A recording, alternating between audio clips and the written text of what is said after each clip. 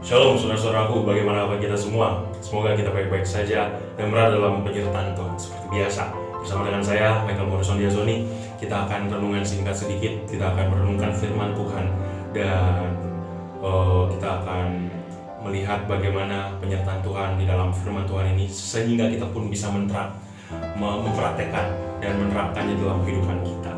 Sebetulnya ya, saya mau bertanya dulu, apa sih manfaat daripada mempelajari firman Allah? Apa sih manfaat daripada kita merenungkan firman Allah? Mungkin ada banyak pertanyaan-pertanyaan yang seringkali kita ucapkan ataupun yang kita tanyakan dalam hidup kita. Oke, saya disuruh membaca Alkitab setiap hari, saya harus merenungkan firman hari, kemudian dari pagi sampai malam, pagi dan malam saya harus merenungkan firman Tuhan, saya harus melakukan puji-pujian dan lain sebagainya. Ada nggak sih faedahnya? Sebenarnya ada nggak sih manfaat daripada semuanya itu? Sebetulnya saudaraku, ada banyak sekali manfaat daripada mempelajari firman Allah.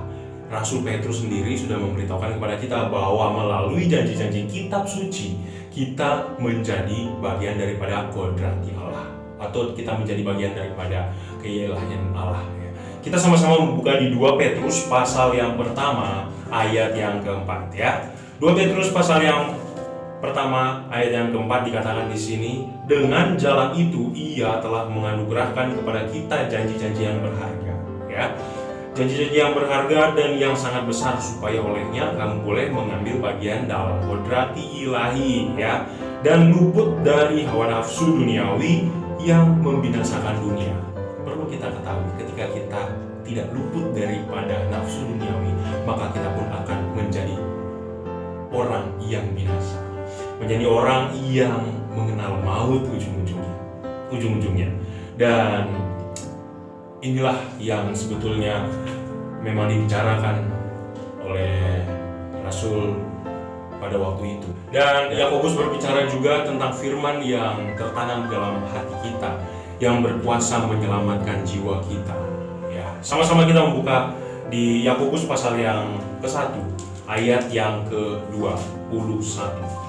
Ya. Yakobus 1 ayat yang ke-21 dikatakan di sini, sebab itu buanglah segala yang kotor dan kejahatan yang begitu banyak itu, dan terimalah dengan lemah lembut firman yang tertanam di dalam hatimu, yang berkuasa menyelamatkan jiwamu. Firman ini sangat berkuasa untuk menyelamatkan kita dari kematian, daripada maut, daripada kebinasaan yang kekal untuk selama-lamanya.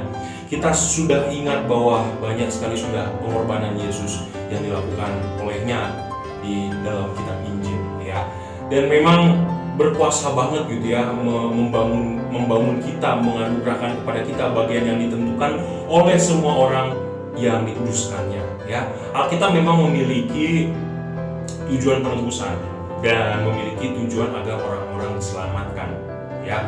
Melihat Yesus dalam kitab suci ini, kita akan diubahkan dan kita akan bisa disucikan dengan melihat Dia di dalam firman-Nya. Kita pun akan bisa menjadi sepertinya, karena Dia juga berfirman, jadilah kudus seperti Allah adalah kudus ya. Dan pada waktu itu ketika kita juga mengingat bahwa Paulus pada waktu itu menulis kepada rekan mudanya yaitu Timotius, Rasul Paulus itu mendesaknya untuk setia kepada Alkitab dan membagikan manfaat mempelajari firman Tuhan yang diilhami oleh Allah. Dan itu menurut Paulus juga Alkitab itu sangat bermanfaat untuk mengajar doktrin, mengajar hal-hal kebenaran yang menjelaskan kepada mereka rancangan Allah untuk umat manusia berdosa ini. Dan itu juga mengajarkan kepada kita bahwa kita pun akan melihat kasih Yesus, akan melihat kasih Roh Kudus, akan melihat serta merasakan tuntunan malaikat dan bisikan yang baik yang hanya berasal dari Roh Kudus. Karena itulah yang Tuhan sudah janjikan. Ketika kita melihat kasih Yesus yang tidak mementingkan diri kita ya, berbeda dengan sikap kita yang mementingkan diri sendiri, yang mungkin kita terkagum-kagum gitu ya. Dan melihat bahwa betapa banyaknya yang sudah saya lakukan di dunia ini ketika saya bekerja, melakukan usaha, dan saya sudah melakukan hal-hal sehingga menghasilkan sebuah menghasilkan sebuah materi yang berlimpah. Perlu kita ketahui, apa yang kita dapati di dunia ini saat ini adalah memang hanya berasal dari Yesus, hanya berasal dari Kristus. Tidak ada hal yang lain lagi, saudara. Dan Alkitab itu menuntun kita kepada melihat kepada kebodohan akan keberdosaan kita. Ya, ketika kita membagikan firman ini, maka kita melihat Yesus di dalam firman Tuhan. Ya, ini semua yang tentang membagikan kebenaran firman yang itu ditemukan dalam Alkitab. Ketika kita belajar, ketika kita merenungkan, dan ketika kita mengamati baik-baik, kita menilik ayat demi ayat untuk kita bisa jadikan aplikasi dalam kehidupan kita, maka percayalah, Roh Kudus tidak akan berdiam diri untuk meninggalkan kita.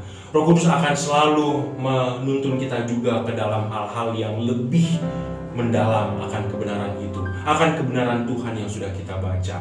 Tidak mungkin kita terlewatkan begitu saja ketika niat kita sudah sungguh dalam untuk ingin memahaminya. Saudara-saudaraku, ajakan bagi kita pada saat ini, memang niat kita untuk mengetahui lebih dalam firman Tuhan itu mungkin sudah sepenuh hati, tetapi di dalam hal yang lain juga mungkin kita sulit untuk memahami. Tetapi percaya dan yakinlah bahwa pada waktu kita mengundang Roh Kudus, ketika kita merenungkan firman Tuhan, ketika saya dan saudara mengundang kehadirannya, open your heart, please come in, ya, maka Tuhan akan masuk, maka Tuhan akan menyertai kita, menuntun kita dari ayat ke ayat, menjadikan itu sebuah aplikasi hidup dalam hidup kita. Ya, ketika firman Allah telah memberkati kehidupan kita yang luar biasa, kita memiliki kredibilitas untuk mengetahui kepada orang atau memberitahukan kepada orang lain tentang bagaimana hal itu dapat memberkati kehidupan mereka juga. Itu sebabnya ketika saya bersaksi, saya menyaksikan kasih Tuhan kepada orang lain, maka orang lain pun akan mungkin sedikit agak istilahnya kepo, ya.